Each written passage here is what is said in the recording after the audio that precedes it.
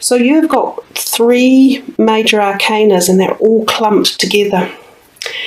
And you've got a Pentacles and a Sword, and these 3 major arcanas right in the middle of the month. Everything's kind of happening over them. They're very grabbing. All of the crystal energies pointing right to them as well. So there's something quite major going on for you, and it feels very personal, and it's, yeah, quite powerful too. Let's start with the first card, which would be roughly the first week, and we have this 5 of Pentacles, and it's called Financial and Material Changes. Traditionally, the 5 of Pentacles shows us 2 people walking away in a bit of a winter's storm, and they're feeling a little left out and perhaps bruised and worn down by something that has either happened around them, either a situation or an event, or I often find their own health one way or another. So I think the first week coming into February for you guys, it could be about watching the steps you take, and I mean that physically as well, but also watching how you spend your money and how you spend your time with certain people. There's the feeling that they feel left out, or as if someone has spurned them and they are walking away. But I think what that incites us here with the John Holland card is that there are changes coming. I would say watch your money in the very beginning of February. Don't go out buying things in a hurry, and don't go out investing things in a hurry, because I think we're on the cusp of change right now, so it's a good message to receive. Also, for those of you in the Northern Hemisphere, because this is your winter up there, I often think of like flus and colds. If any of you get any of those, you should probably make sure that you are looking after yourself really well, and if you start to get more unwell, go and do something about it. You know, taking all the precautions to get rid of a virus, such as lemon juice and honey, garlic, eating those type of foods, onions, they're very, very good for helping to bring back immunity. Vitamin B, zinc, vitamin C as well. The big doses of those will all be beneficial. So I've talked about health and money, and I think that's really what that's starting off as, and that's how it's talking. So we move into the middle of the month, and there's just so much going on here. I'm trying to get my head around it. So we have the Fool, which is the new beginnings, and it's a card I really love. I'm pleased we've got this, to be honest, because it's quite close to the beginning of the year. This is the feeling, because she is walking into... She's not walking away. Some decks have the Fool facing out, but this one is facing very much into your life. And she walks into this number 9 energy here, which I'm assuming is like your whole year, even though this is the overall energy card anyhow. These two kind of work quite well together. They are about you, very much about what you want, where you're going, new directions, brand new birth of so much, ideas, spirituality, concepts, jobs, careers, shifting, moving houses, relationships, finances. It's all there. It's all just tumbling around. When the major arcanas come out, you have to grab it and make it happen. Yes, the energies are there, but if you don't grab them, they will just sail on by, and another month will go by and you'll be sitting there going, oh, nothing really happened. And why? Because you didn't step out and grab the opportunity. You know, people say, I want to win lotto, but if you don't buy a ticket, you'll never win. It's that type of feeling. You've got to activate things in your life that you're passionate about and that you really want. This is new beginnings for everything, for health as well. So things should be on the upturn. We should be making brand new vibrational essences and bringing them into the upturn. The Power card, which is the strength. How beautiful to have this all tied in. This is about your inner strength. And Aries are known for being strong. You do have this great inner strength that you know, you don't very often let things get you down. You'll just get back up again and fire on out and start it all over regardless. So you've got this huge new beginnings, and perhaps part of that is your inner strength and your ability to know you can make these changes and you can take them in any direction and move forward. It's about spiritual connection as well. All three of these cards, I think, are talking to you about your spirituality as well, and opening the doors, listening to it, jumping up another notch with it, really feeling and engaging in the whole connective process of putting all the dots together in your life, connecting them, and like putting that wire in, you know, when you put wires on the end of a battery and it brings electricity to life. It's something about this with these three cards. It's about when you connect the dots, you're going to jump up another notch. You're going to receive answers and feel this amazing knowingness about why you're doing what you're doing and where you want to go, and that you are starting this journey. I think too, for the Power card, it is also knowing about if anyone around you is not treating you in the right way, you don't need to accept it.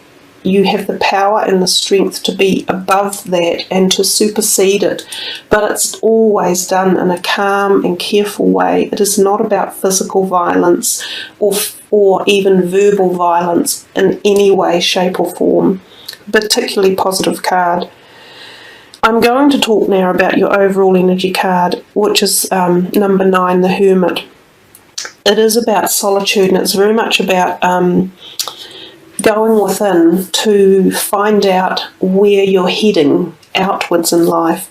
And I love the colourings, and these two cards here have almost identical colourings flowing through them. So there's such a strong, profound energy happening. The whole room seems quite firm and tense and like really pushing this message across. The Hermit is about finding the light at the end of the tunnel. So if any of you have been going through a lot of, whether it be personal issues, health issues, finance, relationship, the light is coming, but it is up to you to find it. No one else can give you the answers. No one else can give you what you seek except yourself. And this is exactly what this person is doing. And they're learning this, and eventually the light comes and the universe awakens us and we reconnect. So what a journey you've got in February. I think it sounds like awesome, like orgasmic type knowing, if you like. It's really cool. This final card over here, in the very end of February, rest and rejuvenate, I think you're going to need to after all this. It is about, he's seeking just quiet, private solace within the forest, and it's often about, in the other decks we see it as a person lying on a plinth, if you like, really just meditating again and seeking spiritual peace and harmony and balance and meditation. It can be about going away for a weekend and just enjoying time out, like often going on small trips or a retreat or a break, and often going with someone who's very special and dear to you, and can be quite an intimate time. It can also be a time of conception for those of you out there who are possibly thinking of that, and if you're not, you perhaps need to take precautions against it. I do think the two cards here, one there and one there, do say to me to be careful of your physical health in the month of February. Don't let yourself burn out, and pace yourself and take time, especially if you're suffering from winter illnesses in the Northern Hemisphere. So there you are, Aries. That is big and beautiful. Big, beautiful and bold. So what I will do is I will draw a chakra card energy as well, because the messages seem quite profound. And while we're on the flow, we'll just see what else is to be told for you guys. What other beautiful, enlightening messages are going to come forth. Oh, it's this card here. Hope, support, miracles, and spirituality. And that's faith. And really, what a beautiful card.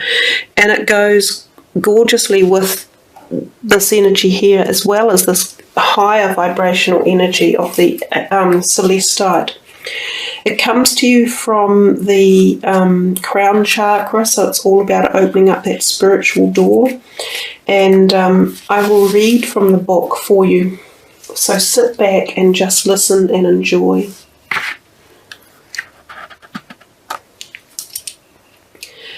See beyond your current circumstance to the full realization of your highest visions. Trust and believe. Faith is your open doorway to receive. And this is the story of the card. From the depths of inner struggle, an individual pauses to look up, meeting eyes with the source of all light above. In an instant, despair and self-doubt are transformed into hope and gratitude as he realizes that he is not alone. This light has been here all along, reaching down to guide his way. As he opens to receive this great stream of support, he becomes a living torch of infinite possibilities through the power of faith. And this is the message of the card. When we order food in a restaurant, we know that it will come, sometimes right away, sometimes with a little wait, but it will come, and when it does, we almost always get what we ask for. Life delivers us experiences in a similar way, based on our feeling-based intentions and faith-filled action. The challenge is that we seldom take time to clarify our order based on what we truly desire, choosing to focus on menu items that we don't really want instead. And when we do get clear, we often undermine our clarity through self-doubt and fearful expectations. Now is the time to bolster your faith. Faith is your ability to believe in that which is not yet visible, to accept and acknowledge support from seen and unseen places. And I have to stop and get this out because I think this is extremely poignant. This is the faith from the unseen place that we have not yet found or acknowledged, but it's coming. With faith, we can see beyond our current circumstance to the full realization of our highest. We see our needs clearly, and we know that those needs will be wonderfully met. We do not judge or react to unexpected developments, but choose instead to see the gift within each turn of the river. With faith, our prayers and intentions are not with angst, but with calm gratitude for the miracles unfolding around us and for all that we are in the process of receiving.